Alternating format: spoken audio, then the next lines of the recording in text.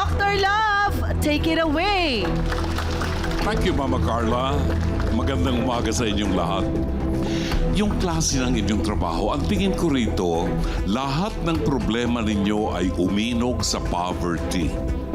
Kaya nangyayari itong problemang ito dahilan sa kahirapan, dahilan sa poverty. Si Joanne, meron siyang sinusuportahan na anak na PWD na 32 years old already. Kailangan niya ng suporta. Plus, kailangan din niyang masecure yung buhay niya. Di ba? Sa edad mo, 52, di ba? Parang malayo pa na mangarap siyang mag-retire dahil wala pang security. Di ba, Joanne? So, lahat yan, poverty. Si Jenny, nakilala niya si Richard, na naging customer niya na ngayon ay nakarelasyon niya dito sa hanapbuhay. Ang kinatatakot ko rito ay yung klase ng inyong hanapbuhay. Ito bang hanapbuhay na ito ay umaayon sa batas natin? Baka kasi hindi. Baka kasi may prostitution na nangyayari sa inyong mga bars na ipinagbabawal, attorney, ng ating batas. Di ba? Asa na yung values natin dito? Is it because of poverty? Dahilan ba yan sa kahirapan? Nawala na ang ating values bilang isang mabuting Kristiyano? O hindi na mahalaga sa inyo ang tinamaan ng kulog na values na yan? Makakabusog ba yung values na yan? I don't think it's just emotions. Aling Lorna and Mama Joy. Hindi lamang emosyon ito. Competition ito ng hanap buhay ninyo. Kahit merong nakalagay dyan na imaginary line. Ito sa'yo, mag-aagawan kayo. Kasi yung business nyo, yan talaga, mang-agaw ng customer na magtatapon ng pera na bibili ng serbesa at makakatable ng babae. Sa ating mga tao, Aling Lorna, sa ating lahat po, at sa mga nanonood sa telebisyon, hindi lang po mahalaga ang buhay natin na tayo'y nabubuhay. Kailangan din pong bahagi tayo ng lipunan na sumasalamin sa larawan ng Diyos. Dapat ay nakikita ang Diyos sa pagkatao natin, sa paraan ng pagsasalita, sa uri ng buhay natin. Otherwise, nakatitig po ang mga anak natin, ang ating mga apo sa uri ng buhay natin. Ito bang buhay na ito ay maipagmamalaki natin sa kanila? Kay, anong pangalan? Kay Jerry.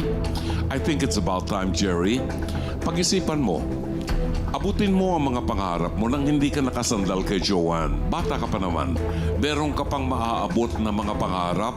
May mga hanap buhay na po pwede mong pasukan nang hindi umaasa na lamang kay Joanne.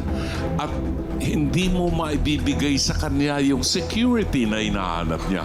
Kaya matindi ang insecurities niya. Yung selos niya sa'yo. Dahil lang dun sa mga experiences niya. Alamin mo, kung talagang mahal mo siya.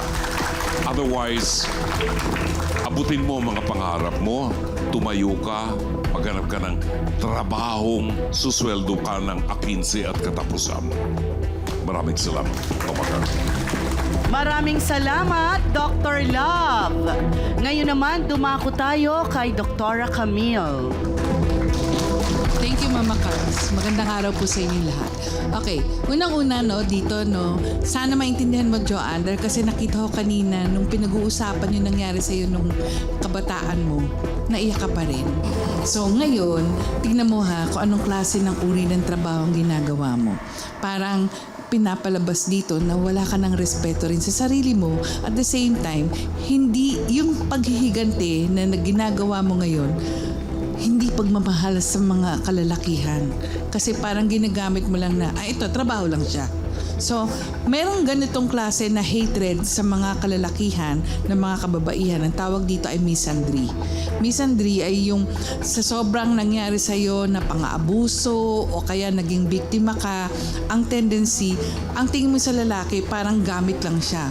Pwedeng marami akong boyfriend, papalit-palit ako, o kaya naman magiging trabaho ka siya, wala ang emosyon na nangyayari.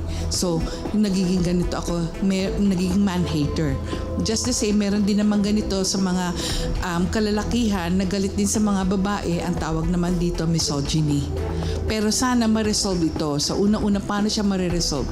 Kinakailangan siguro, kagaya ng sinabi nga kanina ni attorney, hindi lang siya legal counseling, kundi psychological psychotherapy session. Kasi unang-una natin gawin dito, Joanne, mahalin mo ang sarili mo. Hindi mo mahal ang sarili mo eh. Kaya ka nagkakaganyan. Kasi kung mahal mo ang sarili mo, susunod dyan, ang mamahalin mo ang anak mo. Gagawa ka ng lahat para sa ganun maging maayos ang buhay mo. Ngayon kung sa tingin mo na talagang kinakailangan mo ng tulong, mag-o-offer kami ng tulong sa'yo, pumunta ka sa amin, napakadaling pumunta. Gagawa ako ng paraan para may ayos din yung nararamdaman mong conflict na yan, kaya ka nalulungkot. Ha? Maraming salamat, Dr. Camille. Attorney Charles Lejano. Karagdagan lamang po dun sa nabanggit na nila brother. Ito pong ating mga batas, nandyan, hindi lang drawing yan.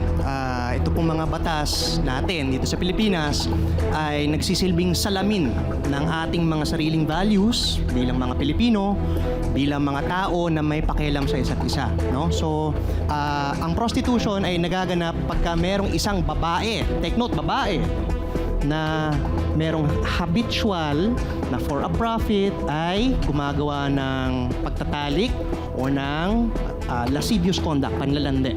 No? Yun po ay prostitute, ng babae. Ang pinalalabas po is yung babae ang may problema, which ano po to, no? Ayon sa Philippine Commission on Women, due for amendment na rin po itong batas regarding prostitution, gawa ng it is a supply and demand problem. Ang gusto pong iparating ng Philippine Commission on Women, prostitutes themselves, assuming ay biktima. Sila ang biktima. Ang dapat pinapatawan ng parusa ay yung mga gumagamit ng prostitute.